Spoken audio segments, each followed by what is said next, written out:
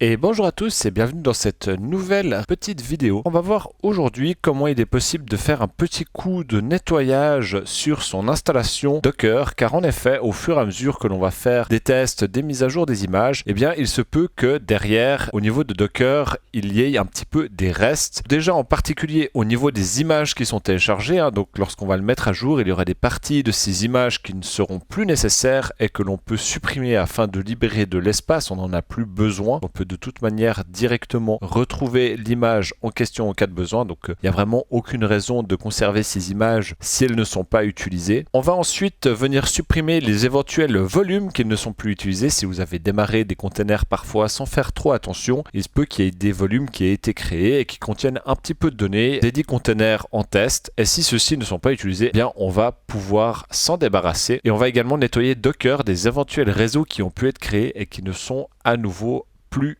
utile. Donc la première commande va consister à nettoyer Docker de tous les réseaux qui ne sont plus utilisés. Pour cela, vous pouvez utiliser la commande docker network prune.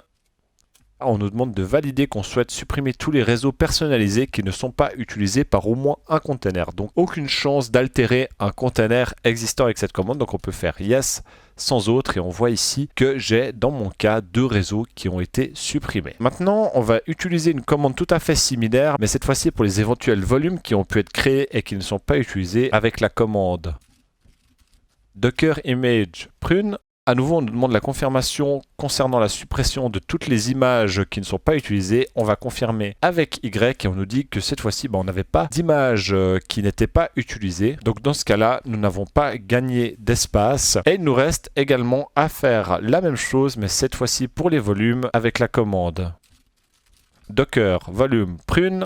Et on confirme à nouveau, et à nouveau, dans mon cas, j'ai réclamé 0 byte d'espace disque. Mais dans votre cas, si vous avez fait de nombreux tests, vous aurez certainement un peu d'espace à gagner. Je vous invite donc à rentrer ces quelques commandes sur vos autres Docker afin de faire un petit peu le ménage. Et c'est déjà tout pour cette petite vidéo. Pensez à mettre un petit like, un commentaire, à vous abonner et à rejoindre le serveur Discord. Et je vous dis à la prochaine. Ciao, ciao.